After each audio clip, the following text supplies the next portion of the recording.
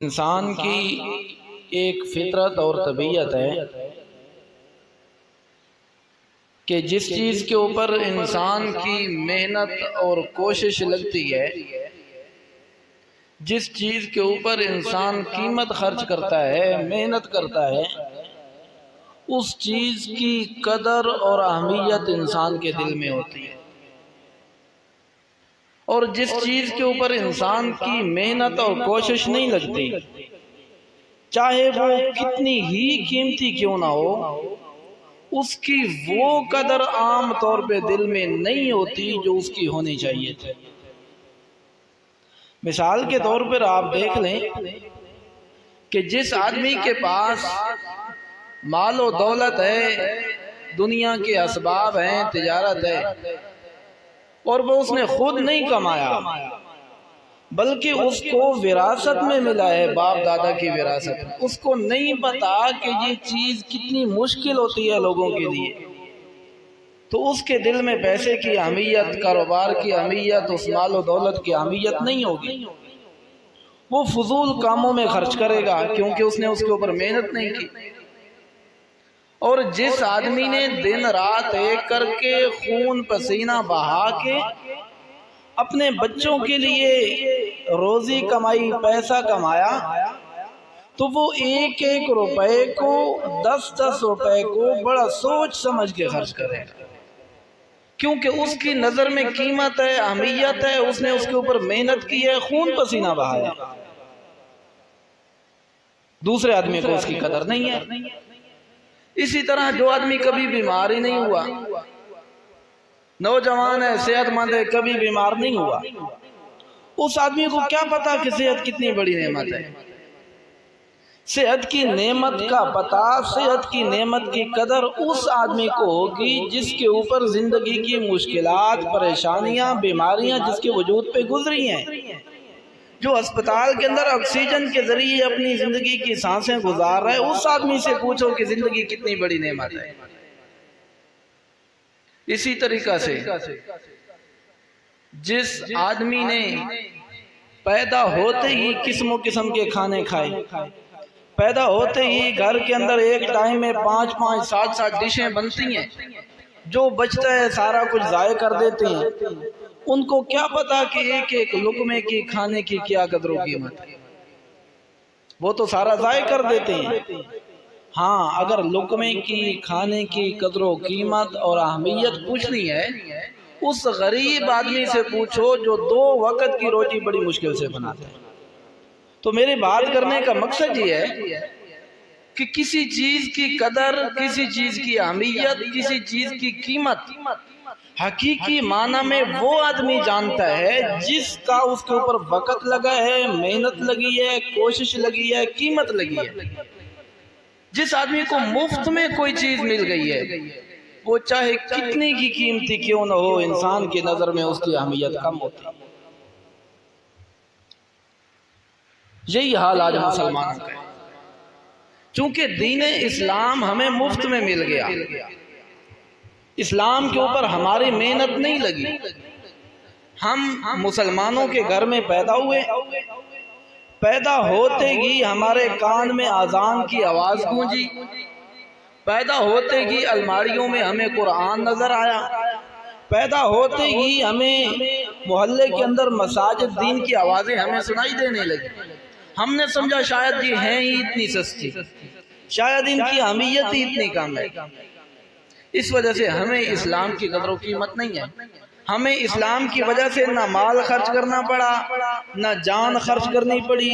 نہ ہمیں اسلام کی وجہ سے اولاد کی قربانی دینی پڑی، نہ علاقے کی قربانی دینی پڑی، نہ وطن کی قربانی دینی پڑی۔ اس وجہ سے آج مسلمانوں میں اسلام کی وہ اہمیت ختم ہو چکی ہے جو ہونی چاہیے۔ اگر اسلام کی اہمیت، اسلام کی قدر و قیمت وہ پوچھنی ہے تو ان لوگوں کی زندگی کا مطالعہ کرنا پڑے گا جنہوں نے اسلام کی خاطر ہر قسم کی تکلیفیں برداشت کی، اولاد کو لٹایا، جان کو لٹایا، مال کو لٹایا، وقت دیا، گھر سے بے گھر ہوئے، ماں باپ نے علاقے سے نکال دیا، ریتوں پہ لٹائے گئے، آروں سے چیر دیے گئے، آنکھیں نکال دی گئیں، بچیوں کو طلاقیں مل گئیں، آپ صلی اللہ تعالیٰ علیہ وسلم کو طائف میں پتھر لگے تو جنہوں نے اسلام کی قدر و قیمت چکائی ہے، محنت لگی ہے، جن کی قیمت لگی ہے، جن کا خون بہا ہے، جن کا پسینہ بہا ہے، ان کی زندگی کا مطالعہ کرنے سے ہمیں پتہ چلے گا کہ اسلام کتنی عظیم نعمت اور کتنی عظیم دولت ہے۔ گھر بیٹھے بٹھائے مل جانے سے اسلام کی اہمیت کم نہیں ہوتی۔ ذرا صحابہ کرام رضوان اللہ تعالی علیہم اجمعین ان کی زندگیوں کو ہم دیکھتے ہیں کہ انہوں نے کس قدر اسلام کو کتنی محنتوں اور مشقتوں سے ہم تک پہنچایا۔ یعنی کہ ایسے نہیں ہوا کہ جیسے ہم گھر بیٹھے اسلام ہمیں مل گیا، کیا ہمارے باپ دادا پردادا آبا و اجداد صحابہ تابعین کیا ان کو بھی ایسے اسلام ملا تھا؟ نہیں، ان کی محنتوں سے ہمارے پاس آسانی سے اسلام پہنچا۔ اللہ کے نزدیک تمام کے تمام دینوں میں سب سے پسندیدہ دین، سب سے پسندیدہ مذہب یہ اسلام۔ اللہ نے خود فرمایا ان الدین عند اللہ الاسلام۔ اللہ کہتے ہیں کہ میرے نزدیک جو اصل دین ہے وہ اسلام ہے۔ باقی جتنے بھی دین ہیں، یہودیوں کا، عیسائیوں کا، نصرانیوں کا، مجوسیوں کا، جو اس کے علاوہ خود بناوٹی جو دین مذہب لوگوں نے بنائے ہیں، فرمایا وہ اللہ کے نزدیک پسندیدہ نہیں۔ اب ہم دیکھتے ہیں کہ دین اسلام کی خاطر صحابہ نے کتنی قربانیاں دی۔ دیکھتے ہیں، سب سے پہلے شروع کرتے ہیں حضرت بلال۔ حضرت بلال رضی اللہ تعالیٰ عنہ صحابی ہیں محمد الرسول اللہ کے۔ امیہ بن خلف ایک کافر ہے، اس کافر کے غلام ہیں حضرت بلال رضی اللہ تعالیٰ عنہ۔ ان کو اللہ کریم نے اسلام کی دولت سے نواز دیا، ایمان کی روشنی ان کے دل میں آ گئی۔ جب ان کے مالک، ان کے سردار امیہ بن خلف کو پتہ چلتا ہے کہ میرا نوکر اور میرا غلام وہ تو محمد الرسول اللہ کا خادم بن گیا ہے، اس کی نبوت پہ، اللہ کی توحید پہ ایمان لے آیا ہے، تو امیہ بن خلف نے فوراً حضرت بلال رضی اللہ تعالیٰ عنہ کے اوپر تکلیفیں، مصیبتوں کے پہاڑ توڑنا شروع کر دیے، اور حضرت بلال کو ظلم و ستم کی ابتدا یہ کی کہ صبح حضرت بلال کے گلے میں رسی ڈال کے باہر دروازے کے باہر شرارتی نوجوان لڑکوں کے ہاتھ میں رسی دے دیتا تھا۔ وہ نوجوان لڑکے حضرت بلال کو تپتی ریت پہ اور پتھروں کے اوپر گھسیٹے جا رہے ہوتے تھے، اور عرب کا موسم کیسا تھا، سورج کی گرمی اتنی زیادہ تھی کہ ایسے محسوس ہوتا تھا کہ سورج صرف شعاعیں نہیں بلکہ آگ پھینک رہے، زمین سے اتنی تپش اٹھتی تھی جیسے کہ زمین آگ کے اوپر بنی ہوئی ہے۔ یہ گرمی کے موسم میں حضرت بلال رضی اللہ تعالیٰ عنہ کو مکے کی گلیوں میں گھسیٹا جا رہے، پتھروں کے اوپر گھسیٹا جا رہے۔ حضرت بلال رضی اللہ تعالیٰ عنہ جب دوپہر کا وقت ہوتا ہے، امیہ بن خلف حضرت بلال کو واپس لے آ کے جب ریت بالکل گرم ہو جاتی ہے تو گرم ریت پہ حضرت بلال کو لٹا دیا جاتا ہے۔ اتنی گرم ریت ہوتی ہے کہ حضرت بلال وہاں پہ تڑپنے لگ جاتی ہیں ریت کے اوپر۔ امیہ بن خلف کو یہ بات بھی پسند نہیں آتی کہ بلال اپنے وجود کو حرکت دے اس ریت کے اوپر۔ امیہ نے ایک بڑی سخت چٹان، سخت پتھر حضرت بلال کے سینے کے اوپر رکھ دیا، جس کی وجہ سے حضرت بلال کا وجود بھی ایک جگہ پہ جم گیا، تپتی ریت کے اوپر وجود پڑا ہے، اوپر سینے کے اوپر سخت پتھر ہے، سانس بھی بڑی مشکل سے لے رہے ہیں حضرت بلال۔ امیہ بن خلف اوپر سے ترس کرنے کے باوجود ایک لاٹھی، ایک سوٹی اور ڈنڈا لے کے حضرت بلال کو مارنا شروع کر دیتا ہے۔ حضرت بلال بڑی مشکل سے سانس لیتے ہوئے زبان کو ہلاتے ہیں۔ جب زبان کو ہلاتے ہیں زبان سے کوئی شکوہ نہیں نکلتا، کوئی شکایت نہیں نکلتی، اللہ کے سامنے کوئی آہو پکار نہیں کرتے، بلکہ زبان سے لفظ نکلتا ہے اللہ احد اللہ احد۔ اس ظلم میں بھی حضرت بلال کو امیہ کہتا ہے کہ یا تو محمد الرسول اللہ کے دین کو چھوڑ دے، اسلام کی بات کو چھوڑ دے، شریعت کی بات کو چھوڑ دے، اب بھی تیری زندگی بڑی آسانی سے گزر سکتی ہے، لیکن اگر تو نے اسی طرح لا الہ الا اللہ کی دعوت دیتا رہا، اسی طرح محمد الرسول اللہ کے نعرے لگاتا رہا، پھر اسی طرح تپتی ریت پہ جلتے جلتے ظلم سہتے سہتے مر تو جائے گا، لیکن تجھے سکون نہیں ملے گا۔ چونکہ حضرت بلال رضی اللہ تعالیٰ عنہ کو اسلام کی اہمیت، اسلام کا مقام، اسلام کی قدر و قیمت معلوم تھی، اس وجہ سے حضرت بلال نے کہا کہ میں اسی طرح مر تو سکتا ہوں، سارا کچھ تو برداشت کر سکتا ہوں، لیکن اسلام کو نہیں چھوڑ سکتا۔ ذرا اندازہ لگائیے، ہم تو صرف سوچ کے بھی کانپ جاتے ہیں، تیرے میرے وجود کے اوپر اگر تھوڑی سی گرم چائے گر جائے تو پورا محلہ ہماری چیخیں سنتا ہے، اگر گرم پانی ہمارے وجود کے اوپر تھوڑا سا گر جائے تو ہم واویلا مچانا شروع کر دیتے ہیں، چیخنا شروع کر دیتے ہیں، لیکن کتنا جگر ہے حضرت بلال کا کہ صبح سے زخمی پتھروں کے اوپر گھسیٹا جا رہا ہے، وجود زخمی ہے، خون کے فوارے نکل رہے ہیں اور زخمی وجود کو پھر ریت پہ لٹایا جا رہا ہے، پھر بھی حضرت بلال ہنس اور مسکرا کے ظلم سہ رہے ہیں۔ یہ اسلام کی خاطر صحابہ نے تکلیفیں برداشت کی، یہ صحابہ اکرام کی نظر میں چونکہ اسلام ان کو پتہ تھا کہ یہ کتنی قدر و قیمت والی چیز ہے، ان کو پتہ تھا کہ اس کے بدلے میں اگر ہماری جان چلی جائے، ہمارا وجود چلا جائے، ہماری اولاد چلی جائے تو اسلام کی اہمیت اتنی زیادہ ہے کہ ان چیزوں کی حیثیت کم۔ یہ ظلم و ستم صحابہ نے برداشت کی کیونکہ اسلام کی اہمیت تھی۔ اسی طریقہ سے ایک اور خاندان ہے مکہ کا، حضرت یاسر رضی اللہ تعالیٰ عنہ، ایک گھر کے 3 آدمی ہیں، ایک بیٹا ہے حضرت عمار، ایک والدہ ہے حضرت سمیہ رضی اللہ تعالیٰ عنہ،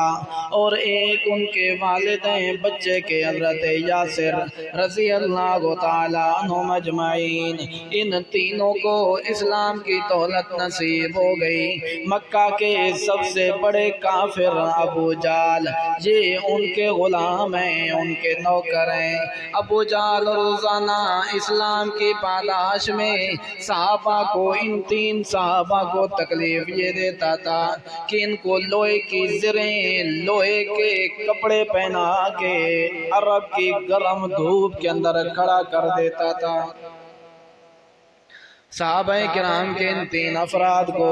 گرم، جب وہ لوہا وجود کے اوپر گرم ہوتا تھا، وجود کے اوپر لگتا تھا تو وجود کے اوپر چھالے بن جاتے تھے۔ حضرت سمیہ بھی ظلم و ستم سہ رہی ہے، حضرت عمار بھی تکلیفیں برداشت کر رہی ہیں، ان کے والد حضرت یاسر بھی آخری عمر میں سفید بالوں کے ساتھ تکلیفیں سہ رہے ہیں۔ ان تکلیفوں کے دور میں حضرت محمد الرسول اللہ کا ساتھ میں گزر ہوتا ہے کہ ابو جہل میرے ان 3 صحابہ کو لوہے کی زریں گرم کر کے تپتی ریت پہ لٹا دیتا ہے، جس کی وجہ سے ان کے وجود پہ چھالے بن رہے ہیں۔ حضرت محمد الرسول اللہ جب اپنے صحابہ کو دیکھتے ہیں تو آنکھوں سے آنسو شروع ہو جاتے ہیں کہ میرے صحابہ کتنے ظلم و ستم برداشت کر رہے ہیں دین کے خاطر۔ آ کر کہتے ہیں کہ اے عمار، اے یاسر، اے میری سمیہ رضی اللہ تعالیٰ عنہ مجمعین، میرے پاس دنیا کے اسباب تو اتنے نہیں ہیں کہ میں تمہیں خرید کے آزاد کر دوں، میرے پاس اتنی طاقت بھی نہیں ہے کہ میں ابو جہل کافر سے تمہیں چھڑا کے لے جاؤں۔ دنیا کی تکلیفیں میرے سامنے اگرچہ نظر تو آ رہی ہیں لیکن میں ان سے تمہیں نہیں چھڑا سکتا۔ حضرت محمد رسول اللہ صلی اللہ تعالیٰ علیہ وسلم نے اپنے ان صحابہ کو کہا صبرن یا آل یاسر ان موعدکم الجنہ، اے میرے صحابہ تم نے حوصلہ کرنا ہے، واویلا نہیں کرنا، سہتے رہنا ہے، برداشت کرنا ہے۔ یہ دنیا کی تکلیفیں عارضی ہیں، تھوڑی ہیں، چند گھنٹوں کی ہیں، چند دن کی ہیں، یہ دنیا کا وقت گزر جائے گا۔ ان موعدکم الجنہ، باقی دنیا کے جتنے بھی لوگ ہیں ان کے حساب تو قیامت کے دن ہوں گے، ان کے فیصلے تو قیامت کے دن ہوں گے کہ کون کامیاب ہوا، کون ناکام ہوا، کون ذلت مند ہوا، کون عزت دار ہوا، کون کامیاب ہو گیا، کون ناکام ہو گیا۔ ساری دنیا کی کامیابی، ساری دنیا کی ناکامی کے فیصلے تو قیامت کے دن ہوں گے، لیکن جو تم نے تکلیفیں برداشت کی ہیں تمہارے لیے دنیا کے اندر اللہ نے فیصلہ کر دیا ہے ان موعدکم الجنہ، کہ تم ابھی دنیا کے اندر ہو، جنت کے وعدے تم سے پہلے ہو گئے ہیں۔ حضرت سمیہ رضی اللہ تعالیٰ عنہ، حضرت یاسر، حضرت عمار، یہ تین صحابی ہیں، ماں باپ اور بیٹا۔ ابو جہل کے یہ ظلم و ستم برداشت کر رہے ہیں صرف یہ دین اسلام کی اہمیت کے خاطر، ان کو اہمیت تھی اسلام کی جس کی خاطر انہوں نے سارا کچھ برداشت کیا۔ ابو جہل نے لوہے کی زریں، لوہے کے کپڑے پہنے، عرب کی گرمی جو عرب میں چکر لگے ان کو پتہ ہے عرب کی گرمی کتنی تیز ہے، سورج کی شعائیں ایسے لگتا ہے جیسے کہ وہ آگ نکل رہی ہے، شعائیں نہیں ہیں، تپتی ریت پہ۔ صحابہ کرام کو اس طرح آزمائشیں، تکلیفیں، مصیبتیں دی گئیں۔ ایک صحابی ہیں حضرت موسیٰ بن عمیر رضی اللہ تعالیٰ عنہ، عرب کے شہزادوں کی طرح ان کی زندگی گزر رہی ہے، نوجوان ہیں، بڑے حسین و جمیل ہیں، عرب کے بادشاہوں کے بیٹوں میں ان کا شمار ہوتا ہے، وجود کے اوپر کپڑے بھی بڑے اعلیٰ قسم کے پہنتے ہیں، پورے ملک میں سے بڑی مشہور خوشبوئیں لگاتے ہیں، نوکر بھی بڑے زیادہ ہیں، خادم بھی بڑے زیادہ ہیں، ہر وقت چاروں طرف سے پھر رہے ہیں، مال و دولت بھی زیادہ ہے، اسی طرح بڑے عیش و عشرت میں زندگی گزار رہے ہیں۔ آخر ان کے کانوں پہ آواز پہنچتی ہے دین اسلام کی، قرآن مقدس کی آواز پہنچتی ہے، شریعت مطہرہ کی آواز پہنچتی ہے، ان کے دل میں اسلام کی حقانیت، اسلام کی چنگاری روشن ہو جاتی ہے۔ حضرت موسیٰ بن عمیر فوراً یہ اسلام کا کلمہ پڑھ کے محمد الرسول اللہ کی خادم اور آپ کی نوکری میں آ جاتے ہیں۔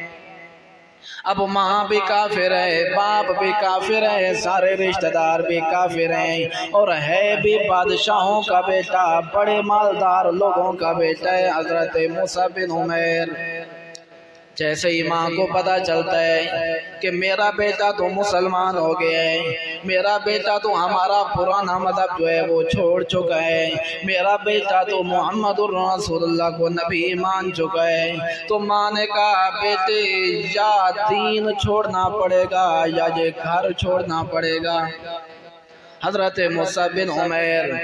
ان کے لیے اب دو چالیں تھیں، یا تو ایک طرف ماں کی محبت، ایک طرف دنیا کی آزادی، ایک طرف دنیا کے مال و دولت، ایک طرف دنیا کا آرام، ایک طرف دنیا کا نام و نمود، ایک طرف دنیا کی عزتیں اور دوسری طرف اسلام کی حقانیت۔ حضرت موسیٰ رضی اللہ تعالیٰ عنہ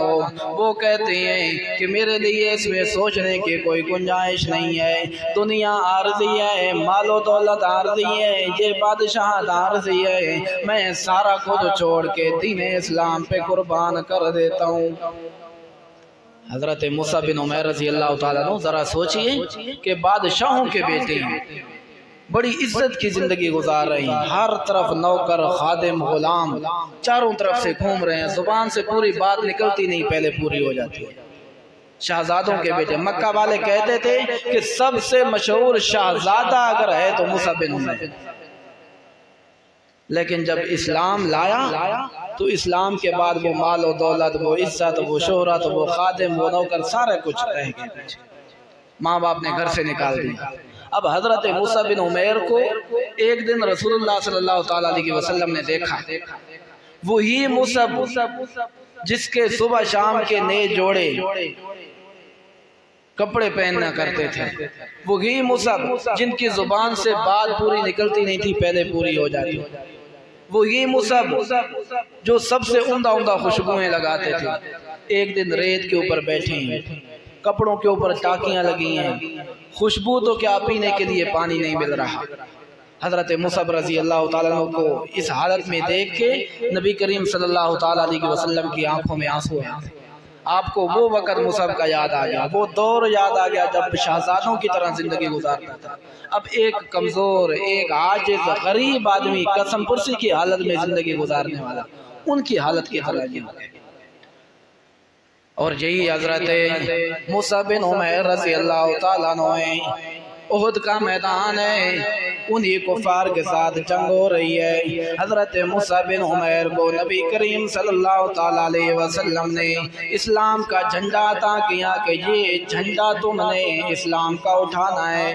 ایک ہاتھ میں تلوار ہے، ایک ہاتھ میں اسلام کا جھنڈا لے کے کفار کے ساتھ مقابلہ کر رہے ہیں۔ کفار نے ایک مرتبہ جس ہاتھ میں ڈنڈا تھا اس کے اوپر تلوار لگائی ہے، ایک ہاتھ ٹوٹ گیا ہے، وہی جھنڈا جلدی جلدی دوسرے ہاتھ میں حضرت مصعب لے لیتے ہیں۔ ظالم دوسرے بازو کے اوپر بھی تلوار مار کے دوسرے کو بھی کاٹ دیتے ہیں، وہی آدھے بازوؤں کے ساتھ حضرت مصعب اسلام کے جھنڈے کو اپنے سینے سے لگا کے گر جاتے ہیں اور شہید ہو جاتے ہیں۔ ان مصیبتوں میں حضرت مصعب نے زندگی گزاری، اور پھر آخر پہ حالت یہ سنیے کہ جب ان کے جنازے کا وقت ہوا، کفن دفن کا انتظام کرنا تھا، آپ صلی اللہ تعالیٰ علیہ وسلم نے پتہ کرایا کہ حضرت مصعب کی وراثت میں کیا چیز بچی ہے، تو پوچھا گیا وراثت میں کوئی چیز نہیں ہے، صرف ایک چادر ہے۔ آپ نے فرمایا اسی چادر میں ان کو کفن دے دو، صرف ایک چادر، نہ کوئی برتن، نہ کوئی مکان، کچھ بھی نہیں، صرف ایک وجود کے اوپر چادر بچی ہے، اس میں ان کو کفن، اور وہ چادر بھی اتنی کہ جب اس سفید چادر میں ان کو کفن دیا گیا تو جب وہ چادر پورے وجود پہ پوری نہیں آتی، سر کی طرف کرتے تھے تو پاؤں ننگے ہو جاتے تھے، پاؤں کی طرف چادر کو کھینچتے تھے تو سر کے اوپر پوری نہیں آتی تھی۔ آپ صلی اللہ تعالیٰ علیہ وسلم نے فرمایا کہ اس چادر کو ان کے سر کی طرف کر دو اور پاؤں کے اوپر کوئی ایک خاص قسم کا اذخر درخت ہوتا ہے اس کے پتے ڈال دو، یعنی کہ کفن بھی مکمل ان کے پاس نہیں تھا۔ اور تھے کون؟ بادشاہوں کے بیٹے تھے، کون؟ بڑے نوکر چاکر ان کے آس پاس گھومنے والے تھے، کون؟ وہ جو برینڈ کے کپڑے، برینڈ کے جوتے، ہر قسم کی خوشبوئیں استعمال کرتے تھے، عرب کے اندر جن کا نام مشہور تھا، لیکن اسلام کی خاطر اتنی قربانیاں دی ہیں، اتنی مصیبتیں اور تکلیفیں برداشت کی ہیں کہ آخر میں دنیا کا سب کچھ ہے۔ تو میرے عرض کرنے کا مقصد یہ ہے کہ کسی چیز کی اہمیت، کسی چیز کی قدر و قیمت وہ آدمی جانتا ہے جس نے کسی چیز کے اوپر محنت کی ہوتی ہے، جس کی محنت لگی ہے، جس کا خون پسینہ لگا ہے، جس نے اس کے لیے تکلیفیں اٹھائی ہیں، وہ چیز کی قدر و قیمت کو جانتا ہے۔ جیسا کہ جس کو خاندانی طور پر وراثت میں جائیداد، عہدہ، پیسہ، کاروبار، بزنس، تجارت یہ مل گیا، اس کو اس پیسے کی اہمیت نہیں ہے، اس کو ضائع کر دے گا، کبھی ادھر کبھی ادھر، کبھی ناچ میں کبھی گانے میں، کبھی اس کو دے گا کبھی اس کو دے گا، ضائع کرے گا، کیونکہ اس نے خود نہیں کمایا، وراثت میں ملا ہے۔ جس آدمی نے خود کمایا ہے، محنت اٹھائی ہے، لوگوں کے تانے سہی ہیں، لوگوں کی باتیں سہی ہیں، اس کو پتہ ہے کہ یہ پیسہ جو ہے کتنا میرے لیے قیمتی ہے، وہ ایک ایک چیز کو سوچ سمجھ کے استعمال کرے۔ وہ ایک آدمی تھا نا، ایک طالب علم تھا، وہ 200 کی چائنا کی چپل کو 2000 کے رومال کے ساتھ صاف کر رہا تھا۔ رومال 2000 کا اور چپل چائنا کی صاف کر رہا تھا۔ کسی نے پوچھا بیوقوف آدمی، یہ 200 کی تیری چپل ہے اور 2000 کا رومال ہے، تو 2000 والے رومال کے ساتھ چائنا کی چپل صاف کر رہا ہے، رومال زیادہ قیمتی ہے، چپل قیمتی نہیں ہے۔ اس نے کہا چپل جو میں نے اپنے پیسوں سے لی ہے اور رومال مجھے اپنے بابا نے لے کے دی ہے۔ تو چونکہ جوتی 200 کی ہے لیکن اپنی طرف سے اس نے پیسے لگائے، اس کی قدر قیمت ہے، لیکن رومال مفت میں مل گیا ہے، اس کی حیثیت اس کے نزدیک نہیں ہے۔ تو اسی طرح اسلام بھی چونکہ ہمیں مفت میں ملا ہے، ہم نے اسلام کے اوپر کوئی محنت نہیں کی، ہمیں اسلام کے لیے تکلیفیں نہیں اٹھانی پڑی، اس وجہ سے اسلام کی قدر ہمارے دل میں وہ نہیں ہے۔ اسلام کی قدر، اسلام کی اہمیت، اسلام کی شان ان لوگوں کے دلوں میں ہے جنہوں نے اسلام کے لیے تکلیفیں برداشت کی۔ میرے اور آپ کے نہ ریتوں پہ لٹایا گیا، نہ گھر سے بے گھر کیا گیا، نہ مال و دولت چھینا گیا، نہ ہمیں تانے دیے گئے، نہ ہمیں بے گھر کیا گیا، نہ جلا وطن کیا گیا، نہ ہمیں صحابہ کرام کی طرح کسی کو آروں سے چیر دیا ہے۔ صحابہ کرام کو تو جب شہید ہوتے تھے تو اس کے بعد ایک صحابی حضرت حمزہ، ان کے ہونٹ بھی کاٹ دیے گئے، دانت توڑ دیے گئے، آنکھیں نکال دی گئیں، کان کاٹ دیے گئے، ہاتھ بازو کاٹ دیے گئے۔ انہوں نے اسلام کی چونکہ قدر قیمت چکائی ہے، اسلام کے اوپر محنت کی ہے، خون پسینہ ایک کی ہے، ان کو اسلام کی قدر ہے، انہوں نے اسلام کی خاطر سب کچھ برداشت کیا۔ آج ہم اسلام، شریعت، اس کے حکموں کی حیثیت ہم اتنی کیوں نہیں دیتے؟ ہمارے نزدیک کاروبار کی تو حیثیت ہے، کام کی حیثیت ہے، دنیا والوں کی باتوں کی حیثیت ہے، اپنی مجبوریوں کی حیثیت ہے، اسلام کی حیثیت اسی وجہ سے ملی کیونکہ ہمیں مفت میں ملا ہے، گھر بیٹھے مل گئے، گھر بیٹھے پیدا ہوئے کان میں اذان ہو گئی، گھر بیٹھے تھے تھوڑے سے بڑے ہوئے مسجد کے اندر ہمیں بھیج دیا گیا، ہم سمجھتے شاید یہ ہے ہی ایسے۔ باقی دنیا کی چیزوں کی حیثیت ہے کیونکہ ہم اس کے اوپر محنت کر رہے ہیں۔ کاروبار کے اوپر محنت کی تو اسلام سے زیادہ کاروبار کی اہمیت ہے، جس نے دکان کے اوپر محنت کی وہ اسلام سے زیادہ دکان کو اہمیت، کیونکہ اس کے اوپر محنت لگی ہے۔ اب اسلام کی اہمیت ہمارے دل میں کیسے آئے گی کہ ہم ان لوگوں کو دیکھیں گے جنہوں نے اسلام کی خاطر یہ سب کچھ برداشت کیا، ہم ان کو دیکھیں گے کہ انہوں نے اسلام کی خاطر مال کو قربان کیا، اولاد کو قربان کیا، جان کو قربان کیا، علاقے کو قربان کیا، وطن کو قربان کیا۔ اس کا مطلب ہے اسلام کی اہمیت ان چیزوں سے زیادہ ہے۔ اللہ رب العزت ہمیں حقیقی معنوں میں اسلام کی قدر کرنے کی توفیق عطا فرمائے اور اسلام کے مطابق زندگی گزارنے کی توفیق عطا فرمائے۔ وما علینا الا